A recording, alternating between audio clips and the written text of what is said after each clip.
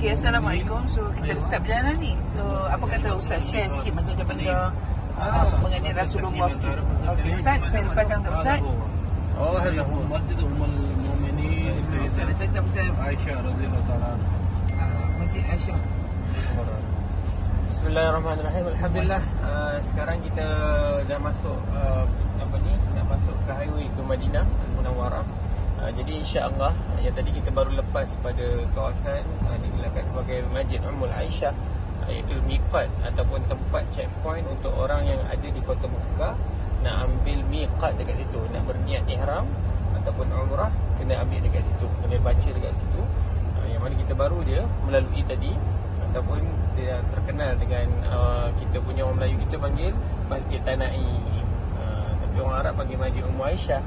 Jadi dekat situ tadi kita baru lalui, yang mana kita kena maklum miqat ni, checkpoint ni sangat penting. Contoh macam kita nanti kat Madinah, saya balik nanti nak pergi ke Mekah, checkpoint ni adalah bernama Bir Ali. Jadi kita akan pergi dekat Masjid Bir Ali nanti, berdekatan dengan Madinah daripada Masjid Nabawi lebih kurang dalam 10 km sahaja. Dan kita kalau kita daripada Malaysia, yang mana kita punya miqat kalau di atas kapal terbang, yang mana bertepatan dengan satu kawasan namanya Qarnul Manazil. Jadi itu adalah kawasan-kawasan miqat yang patut kita laksanakan. Siapa yang tak lalu dekat situ tak boleh buat umrah, tak sah umrahnya. Jadi alhamdulillah perjalanan kita ini adalah perjalanan yang cuba kita nak hayati. Semestinya jauh sangat perbezaan di antara penghijrahan ataupun perjalanan hijrahnya baginda sallallahu alaihi wasallam dengan Sayyidina Abu Bakar As-Siddiq. Ketika pada semua sudah maklum, Rasulullah ni dia berhijrah ke luar daripada kota Mekah adalah dua tempat. Yang pertamanya adalah di kota Taif, dan yang keduanya adalah ke kota Madinah Al-Munawwarah.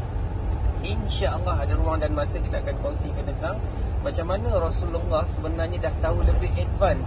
Sebelum Rasulullah nak berhijrah ke kota Mekah, Rasulullah dah diberitahu dan makluman tentang yang mana Rasulullah akan duduk di kawasan kota Mekah, yang mana tempatnya digelarkan sebagai Taif. Dia ada 2-3 nama kawasan dekat Madinah ni. Jadi dekat situlah yang mana penghijrahan baginda SAW juga tidak pernah Rasulullah berhijrah tanpa teman. Jadi yang mana Rasulullah berhijrah ke Taif tadi, temannya adalah Zaid bin Haris. Zaid bin Haris. Jadi dan yang dan seterusnya, kalau kita di pergi Madinah ni, Rasulullah berhijrah dengan Sayyidina Abu Bakar As-Siddiq. Yang mana waktu Rasulullah berhijrah dengan Sayyidina Abu Bakar As-Siddiq, Sayyidina Abu Bakar As-Siddiq ni dia korbankan jiwa, raga dan harta. Jadi jiwa tu apa dia? Sebab dikorbankan diri dia sendiri. Dan yang kedua ni dia korbankan jiwa raga dia. Siapa jiwa raga dia? Iaitu anak dia Asma. Yang mana macam tu juga Aisyah, yang mana ketika mana baginda sallallahu alaihi wasallam bersembunyi daripada orang yang sedang memburu Rasulullah, kaum musyrikin Quraisy, orang kafir ketika itu, yang mana ketika baginda sallallahu alaihi wasallam dan juga Sayyidina Abu Bakar berada di bukit digelarkan sebagai Bukit Thur, ketika itu ada yang menghantar makanan. Siapa dia? Iaitu puteri kepada Sayyidina Abu Bakar As-Siddiq, dan juga yang sentiasa menghantarkan makluman ataupun berita tentang adakah Rasulullah dah selamat untuk sambung perjalanan ke Madinah. Siapa dia? Putera kepada Sayyidina Abu Bakar As-Siddiq. Itu raga ataupun jiwa raga kepada Sayyidina Abu Bakar As-Siddiq. Dan harta dalam perjalanan untuk pergi ke kota Madinah Al-Munawwarah, sebab tu sunnah kita musafir, kita kena ada bekalan. Jadi dekat situlah yang mana dalam perjalanan Rasulullah Sayyidina Abu Bakar nak pergi ke Madinah, Sayyidina Abu Bakar membawa 5,000 dirham. Cuba kira tengok, 1 dirham zaman ni berapa. Kita pun ya Allah banyaknya. Cuba tengok, kita tak nak beritahu berapa, masing-masing usaha. Cuba tengok 1 dirham sekarang ni berapa. Jadi dekat situlah yang mana itu adalah keseluruhan harta yang ada kepada Sayyidina Abu Bakar As-Siddiq ketika itu. Sebab tu digelarkan sebagai hijrah.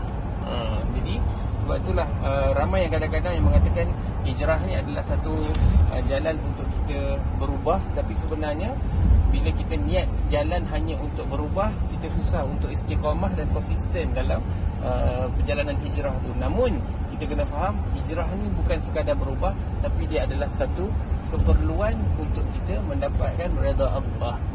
Jadi itulah sunnah-sunnah hijrah Rasulullah dan hijrah ni para sahabat dan seluruh umat Islam yang ketika mana banyak pada zaman Rasulullah berkorban untuk agama yang digelarkan sebagai agama Islam ni. Ini sekarang ni kita nak hijrah daripada semalam kita dah kat Madinah, lepas tu pergi pula Mekah, dan pergi pula Madinah. Penghijrahan ni tidak lain tidak bukan kita harapkan kita sama-sama niat.